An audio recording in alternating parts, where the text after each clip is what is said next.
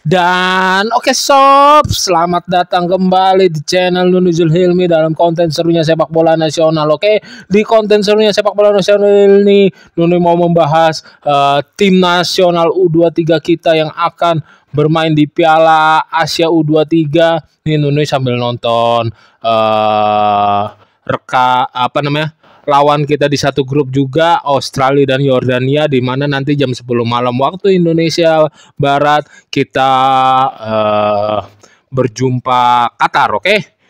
Dan beberapa jam sebelum pertandingan tadi, Sintayong mengupdate squad barunya, merilis squad barunya, dan ada dua pemain yang dimasukkan dan dikeluarkan, yaitu yang dimasukkan pertama adalah Bagas Kava dan Nathan Joan. Oke, gini, dari awal ketika Bagas Kava tidak dimasukkan itu gua menimbulkan pertanyaan, kenapa nggak Bagas Kava aja gitu dalam bertarung, dalam duel, apalagi dalam membangun serangan dia lebih bagus, lebih baik daripada melakukan tusukan-tusukan ke dalamnya, mensporting serangannya daripada yang digantikan sebelumnya. Kalau menurut gue pribadi yang digantikan dan keputusan Sintayong memasukkan Bagas Kava walaupun di last menit terakhir itu merupakan keputusan yang sangat-sangat gua suka, keputusan yang tepat menurut gua, karena daya juangnya Bagas Kava kita lihat kemarin pas AFF atau pas apa ya? Ya AFF kemarin pas SEA Games ya. Bagas Kava membuktikan dia layak dan memberikan daya juang yang luar biasa, walaupun kepala dibalut perban dia tetap berduel, tetap berjibaku untuk Merah Putih Indonesia. Dan gue dari dulu tetap suka permainannya Bagas Kava, mensupport serangannya. Ya gue bilang dia lebih bagus daripada lebih baik menurut gue daripada yang digantikan kemarin, yang digantikan tadi. Oke. Dan satu lagi, akhirnya timnas belakang kita sedikit agak bernapas lega ketika Nathan bisa membantu membela timnas U23 kita. Kan awalnya kalau Nathan tuh nggak dikasih izin ya, tetapi di atas rayuan PSSI, Erick Thohir dan segala macam, Nathan diberi lampu hijau dan dia sudah berangkat dari Belanda kemarin menuju tempat berlangsungnya Piala Asia U23 ini di kemarin sore, dan kemungkinan sekarang udah bergabung dengan skuad. Dan kalau masalah nanti diturunkan apa enggak, gue belum tahu pastinya. Tetapi kalau masalah kebugaran fisik awal sebelum permainan, dia enjoy aja, dia bisa dimainkan. Tetapi kan dia perlu penyesuaian dengan iklim, dia perlu penyesuaian dengan cuaca dan segala macam. Apakah bisa diturunkan ya itu tergantung dari STY. Tetapi sebagai pemain yang sangat-sangat very profesional, gue yakin Nathan bisa aja membela timnas Indonesia kita dari lawan Qatar, dari pertandingan Piala Asia U23 ini. Dan ini sangat membantu sekali ketika ibaratnya lini pertahanan kita sesak napas ketika Hafner juga belum kunjung bergabung. Kemungkinan dia bergabungnya baru bisa bermainnya lawan Australia. Dan dari awal kalau Hafner yang gua tahu ya, dari awal gitu dia udah menunjukkan timnya tim asal Jepangnya tidak menolak, tidak memberikan statement penolakan juga.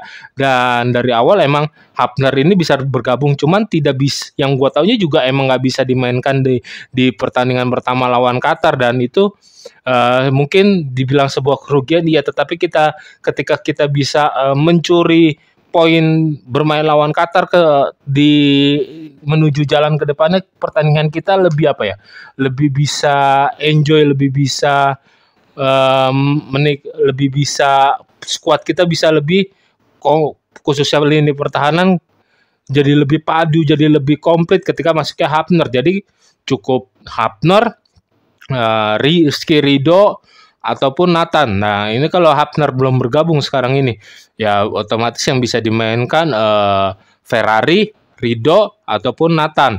Nathan pasti mengisi center back sebelah kiri.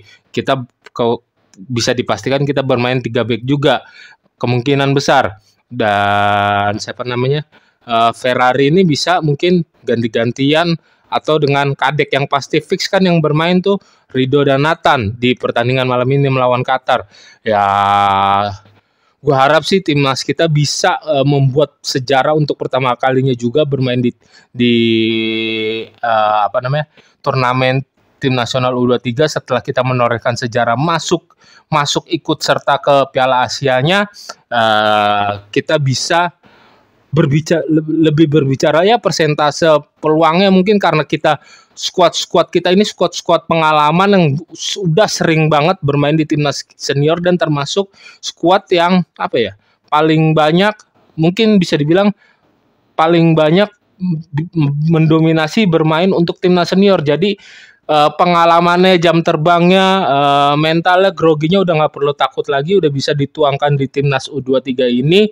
Kita melawan kalau gue baca-baca di list beberapa memang ada 2, 3, 4 pemain lawannya udah bermain di timnas senior, tetapi gue rasa Indonesia bisa berpotensi untuk berhasil di Piala Asia U23 ini ketika pemain-pemainnya mempunyai mental. Kita tahu ada Marcelino juga, ada Witan, ada Rafael Strike.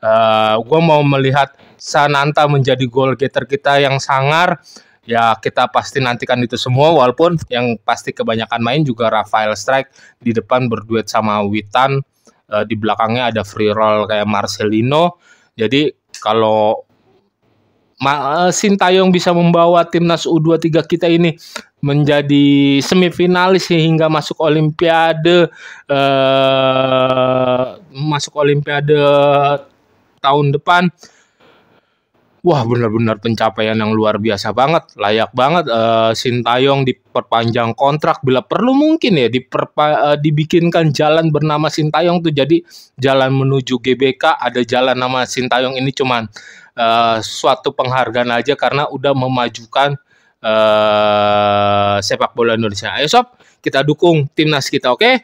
See you and bye-bye. Jaga kesehatan.